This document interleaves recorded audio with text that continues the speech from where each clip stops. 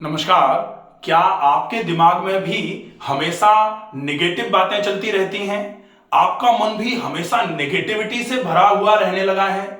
या फिर आप हमेशा ही कुछ ऐसा सोचते हैं कि हमारे साथ कुछ गलत हो जाएगा, या फिर आपको ऐसा लगने लगा है कि धीरे धीरे करके नेगेटिविटी आपकी लाइफ का हिस्सा बनती चली जा रही है? तो आज हम आपको इस समस्या से पूरे तरीके से निजात पाने के लिए 5 ऐसे उपाय बताने जा रहे हैं जो आपकी इस निगेटिव थिंकिंग को बहुत जल्दी क्लियर करना चालू करेगा। और बहुत आसान से उपाय हैं, सो प्लीज आप इस वीडियो को अंत तक जरूर देखें। अगर आपने इस चैनल पर पहली बार कोई वीडियो देखा है तो प्लीज आप इस चैनल को सब्सक्राइब जरूर कर लीजिए, ताकि भविष्य में जो भी वीडियोस बनाए जाएं उनके नोटिफिकेशन आप तक पहुंचते रहें। आजकल लोगों को दिन भर काम इतना ज्यादा करना पड़ता है कि पूरे दिन उनके मन में कुछ ना कुछ काम की टेंशन बनी रहती है, और इस टेंशन की वजह से कुछ ना कुछ उनके दिमाग में हमेशा ही चलता रहता है, और इसी की वजह से लोग ओवर थिंकिंग का शिकार होते चले जा रहे हैं। ओवर थिंकिंग के साथ साथ निगेटिव थॉट्स भी उनके मन में आना चालू हो गए हैं, और निगेटिव थॉट्स, निगेटिव थिंकिंग का शिकार व्यक्ति धीरे धीरे करके अपने लिए, अपनी हेल्थ के लिए, उसकी फैमिली की एटमॉस्फेयर के लिए और उसकी सोशल लाइफ भी धीरे धीरे करके खतरे में आना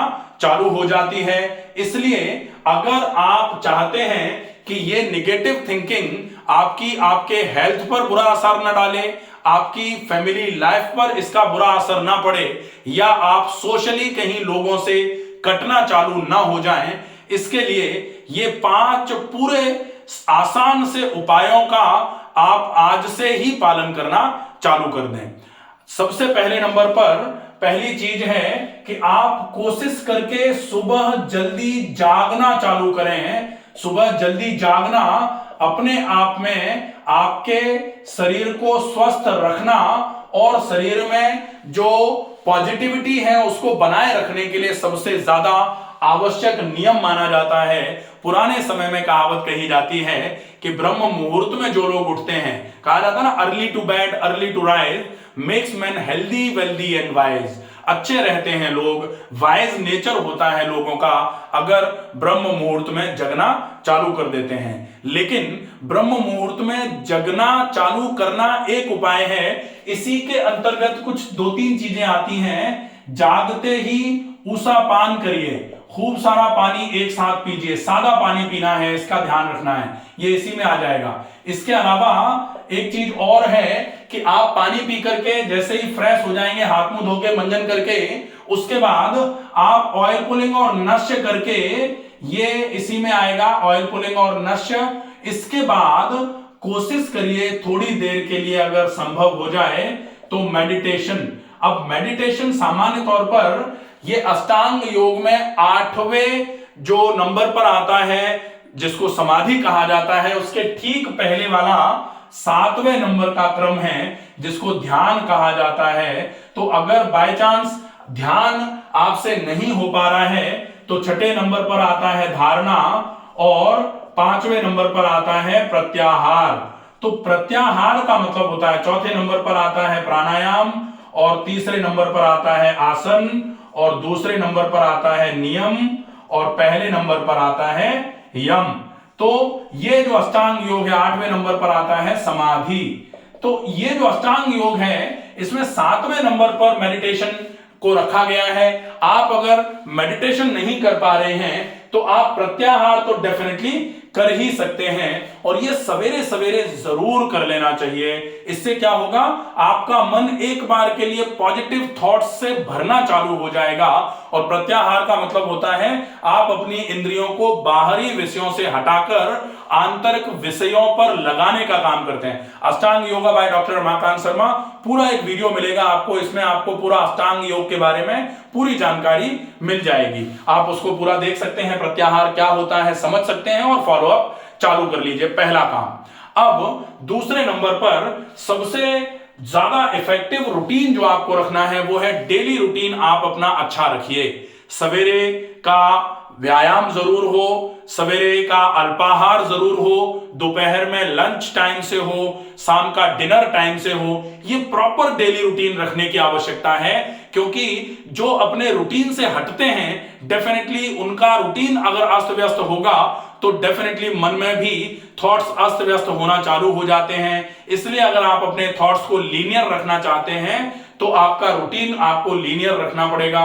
बहुत अच्छा रूटीन रखने की आवश्यकता है। तो आप नियमित सवेरे व्यायाम करिए, सवेरे सवेरे ताजे फल आप अगर संभवतः खा सकते हैं तो 8 साढ़े 8 बजे के आसपास खा लीजिए। 9:30 बजे के आसपास अल्पाहार में कुछ अल्प मात्रा में जल्दी पच जाने वाला भोजन ले लीजिए। दोपहर में प्रॉपर लंच हो जाए और रात्रि के समय के पहले, क्योंकि रात्रिकालीन भोजन नहीं है, सायंकालीन भोजन होता है, कोशिश करके 7:30 बजे के पहले पहले आपका डिनर हो जाए, इसका ध्यान रखें। शाम को भी कोशिश करके थोड़ा बहुत आप टहलना या फिर आउटडोर गेम्स की एक्टिविटीज अगर आप पार्टिसिपेट कर पाए तो वो कर लीजिए। ये बहुत आवश्यक नियम है। इस रूटीन को आपको अच्छे तरीके से फॉलो करने की आवश्यकता है। इसके बाद तीसरे नंबर पर आता है कि आप ये जो फिजिकल एक्टिविटीज आपके डेली रूटीन में आपने देखी है, इसको आप प्रायोरिटी पर सेट करिए, क्योंकि धीरे धीरे करके आजकल क्या हो रहा है कि लैक ऑफ फिजिकल एक्टिविटी की वजह से इतने सारे रोग बढ़ रहे हैं और इतने रोग बढ़ते चले जा रहे हैं। लोग रिसर्च कर रहे हैं, रिसर्च पेपर्स निकल रहे हैं कि इंडियंस जो हैं उनमें लगभग 50% ऑफ टोटल एडल्ट इंडियंस जो है वो फिजिकली अनफिट हैं। अभी ये एक लैंसेट की रिपोर्ट आई थी, उसमें ये क्लियर कट लिखा गया था। उसमें भी 43% मेल और लगभग 57% फीमेल जो हैं उनको हेल्थ रिलेटेड इश्यूज आना चालू हो गए हैं due to lack of physical activities. तो फिजिकल एक्टिविटीज आपकी बहुत अच्छी होनी आवश्यक है। अगर आप ज्यादा कुछ नहीं कर पा रहे हैं तो आप ज्यादा नहीं तो जॉइंट एक्सरसाइजेस तो बैठ के कर ही सकते हैं। अगर आप जैसे टहलने के लिए बोला जाए, टहलने का टाइम नहीं मिलता, घर से बाहर निकलना पड़ता है, तो कोई बात नहीं, आप एक जगह बैठ करके जॉइंट एक्सरसाइजेस कर लीजिए।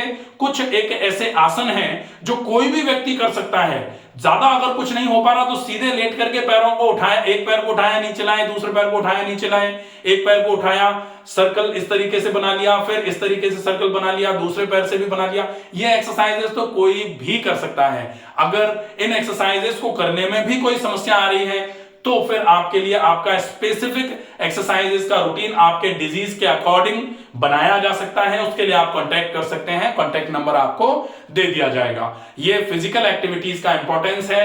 आप अगर फिजिकल एक्टिविटीज रेगुलर रखेंगे तो डेफिनेटली आपका शरीर भी स्वस्थ रहेगा और आपका मानसिक स्वास्थ्य भी बहुत अच्छे तरीके से मेंटेन्ड रहेगा। इसका विशेष ध्यान रखना है फिजिकल एक्टिविटी का। अब बारी आती है कि आप कोशिश करके थोड़ा बहुत समय फैमिली के लिए, फ्रेंड्स के लिए जरूर निकालें, क्योंकि ये कहा जाता है कि आप पुराने दोस्तों से जब मिलते हैं तो रिचार्ज हो जाते हैं। आप जब पुराने लोगों से, पुराने अपने मिलने वालों से मिलते हैं तो आप अपने मन की सारी बातें शेयर कर लेते हैं, जिससे आपकी निगेटिव थिंकिंग जो है वो धीरे धीरे करके दूर होना चालू हो जाती है। तो बहुत ज्यादा नहीं तो वीकेंड्स पे आप समय जरूर निकालें, पुराने लोगों से मिलें, पुरानी बातें दोहराएं, ताकि आपके शरीर में हैप्पी हार्मोन्स रिलीज होना चालू हो जाएं और वो हैप्पी हार्मोन्स आपकी नेगेटिव थिंकिंग को आपके शरीर से दूर कराने में आपकी बहुत अच्छे तरीके से मदद करेंगे। इसके बाद जब आप ऐसे सोशली कनेक्टेड रहेंगे, जब आप अपने फ्रेंड्स से मिलेंगे, फैमिली को टाइम देंगे, धीरे धीरे करके आपका थॉट प्रोसेस पॉजिटिव होना चालू हो जाएगा। प्रकृति के साथ रहने से भी आपका थॉट प्रोसेस जो है वो पॉजिटिव होना चालू हो जाता है। इसके अलावा अब आपको एक चीज को अवॉइड करना है, वो है जो भी इरिटेंट फूड्स हैं उनको आपको अवॉइड करने की आवश्यकता है। जो एक्साइटेंट फूड हैं, जैसे स्मोक कर रहे हैं या फिर अल्कोहल ले रहे हैं या फिर कोल्ड ड्रिंक्स ले रहे हैं या फिर बहुत ज्यादा प्रोसेस्ड या पैक्ड आइटम्स का यूज हो रहा है, आप कोशिश करिए उनको छोड़ दिया जाए। जैसे जैसे आप उनको छोड़ेंगे आपका शरीर धीरे धीरे करके ठीक होना चालू हो जाएगा। और स्वस्थ तन में ही स्वस्थ मन का वास होता है, इसलिए जब तन स्वस्थ होगा तो मन भी स्वस्थ रहना चालू हो जाएगा। आशा है ये वीडियो आपको पसंद आएगा। ज्यादा से ज्यादा लोगों तक इस वीडियो को शेयर करें। स्वस्थ रहिए, सुरक्षित रहिए। धन्यवाद।